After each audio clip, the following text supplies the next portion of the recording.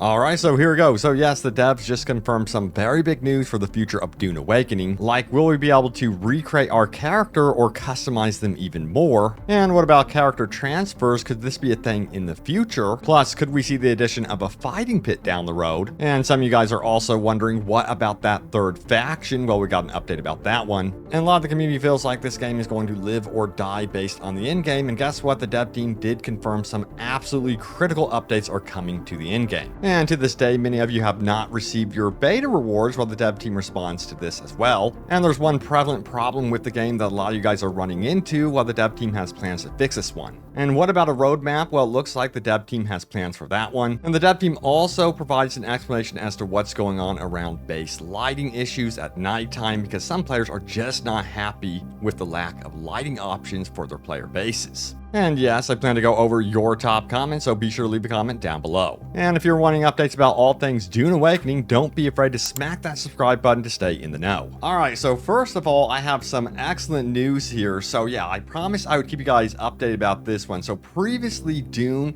had been rated at a 70% rating out on Steam, and that has changed for the better. Check it out right here. We're sitting at an 85% total positive review score overall on Steam, which is super impressive. But what's even more impressive are the concurrent player numbers. Check it out.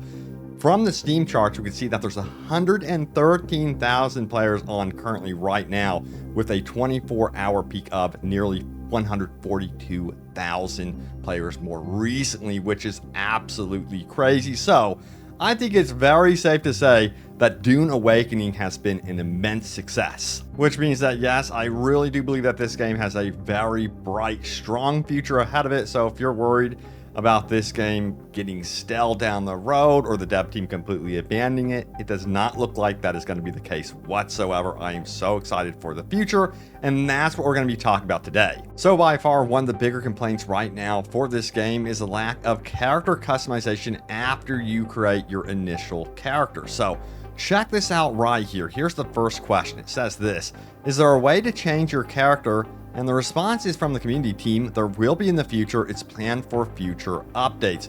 Now they go on to expand with this, saying this: character recustomization is coming post-launch. So if you are bummed right now about how your character is looking and you really want to get in there and recustomize your character, that is going to be a thing down the road. We don't have an ETA exactly as to when that's going to be happening or exact details as to what that means, but I would expect, hopefully, cross my fingers here, that we would be able to change, you know, our hairstyle, eye color, all that stuff eventually with this update. Now, we also have this right here. Are there any plans to add character transfers? I'm planning on moving to Europe in a month and really don't want to restart when I do.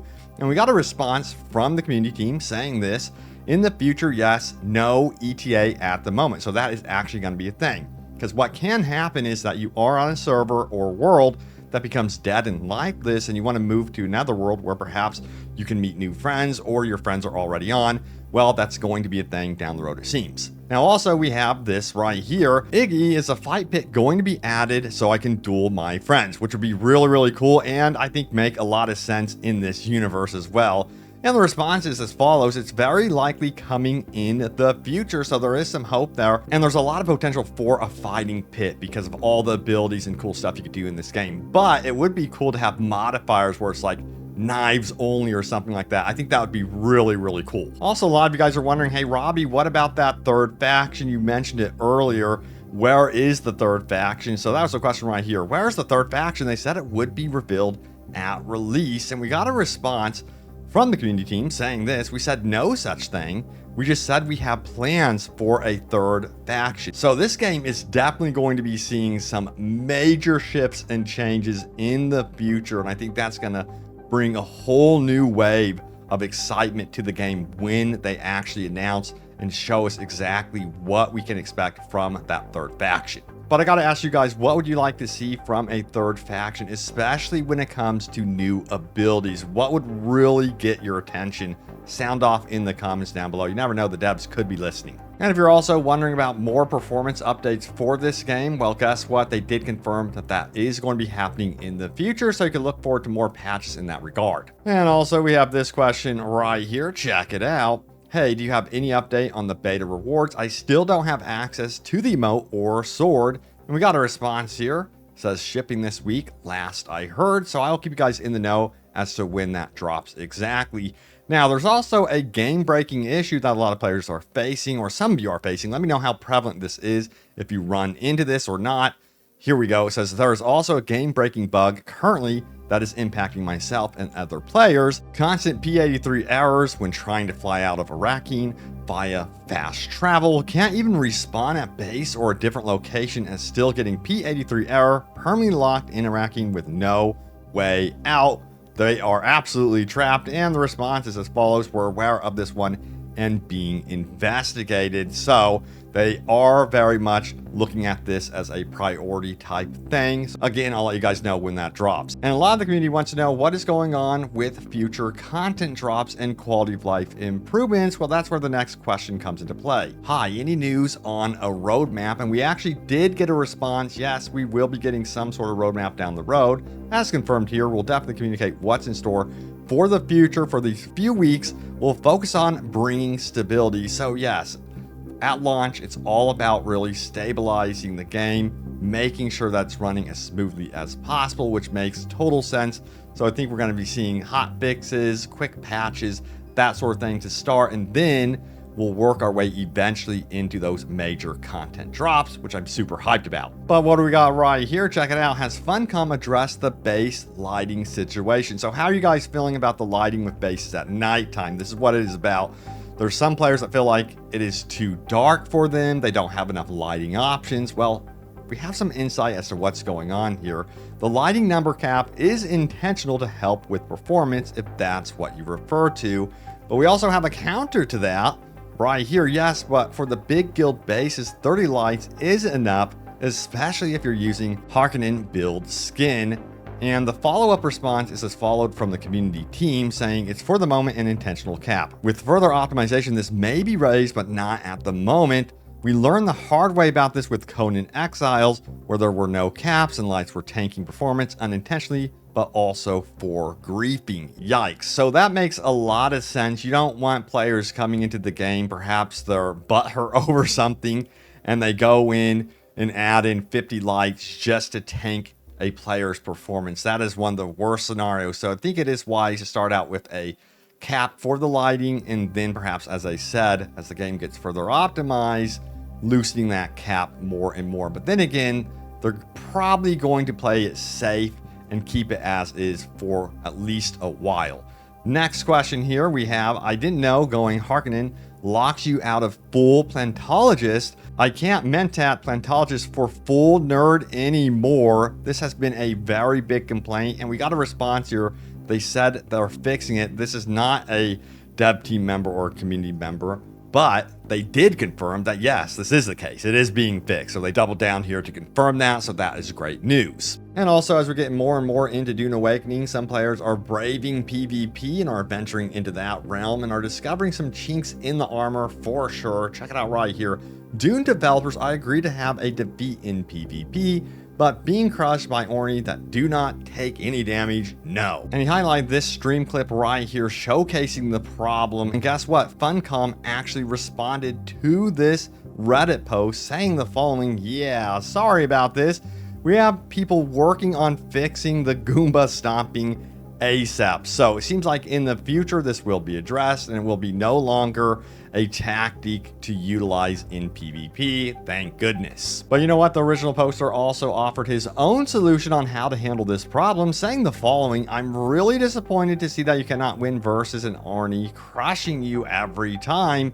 First solution, make damage to vehicle to PvP when they crush like this. Second solution, disable crushing entirely. So I'm kind of curious to see what Funcom does in the first place. I think it's wise to kind of disable crushing altogether, where your player character kind of like dodges out of the way of the vehicle and doesn't take any damage. This should definitely not be a tactic. It is absolutely lame that this is a tactic in the first place. But let me know what solution you guys think would be best. And there's also this opinion right here that if the market is to survive, it needs to be in every trade zone. Let me know your opinion on this one. Putting the market in only 2 cities, both of which require either in-game vehicles or spending 2,500 bucks to get to dooms the market from the start. For a market to thrive, you need the ability for new players and experienced players to farm and sell. Maybe keep the two-city market for uniques or something, but everything else should be an open market vendor at every trade area,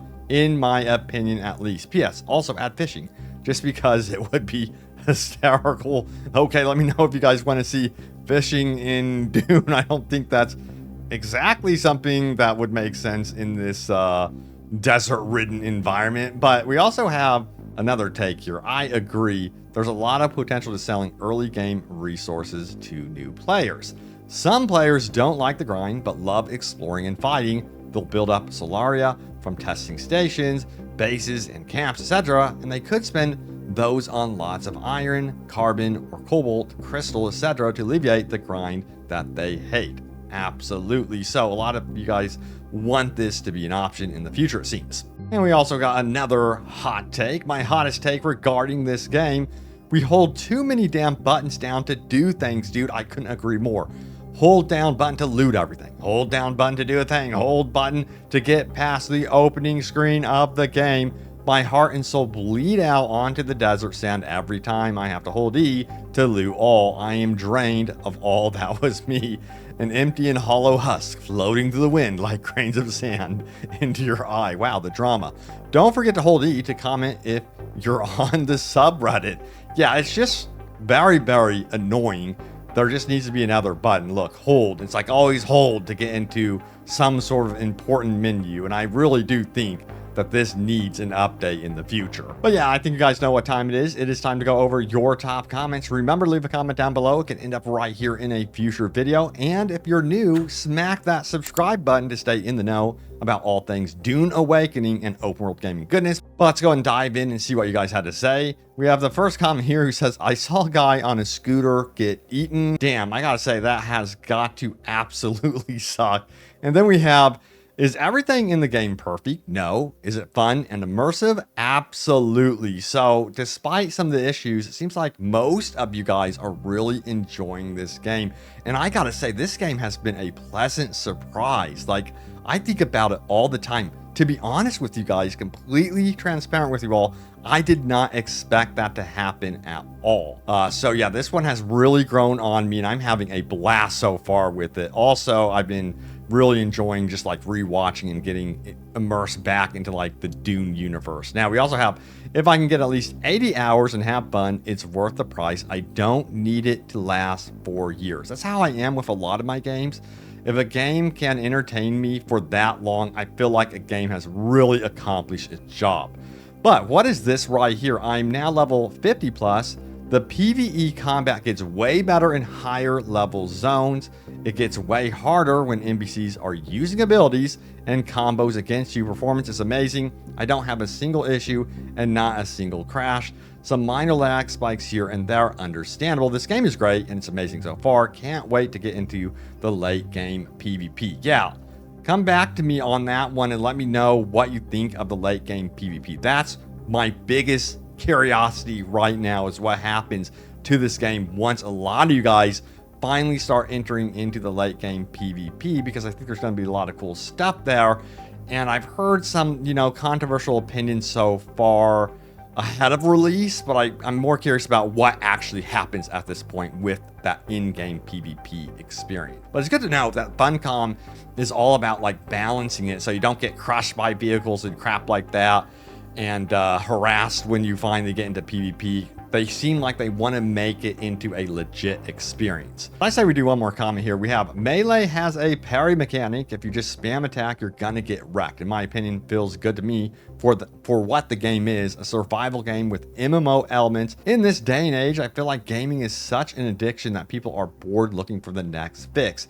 Yet their tolerance is so built up, they can never reach that high of playing video games like they used to, so they resort to just hating everything the industry puts out because it doesn't induce the high anymore. Game is good, especially for an early release, which I'm sure 6 out of 10 we will see an update. Play under the 2-hour mark. Doesn't need any longer than that to find out if the game is for you or not. Gamers just don't want to admit that instead of finding the fun in games anymore, it's a min-max rat race to the end game. Yeah, and I've covered a lot of games, and that's so true. I've seen so much racing to that end game as fast as possible. Can I play for 5 days in a row without any sleep and just complete everything?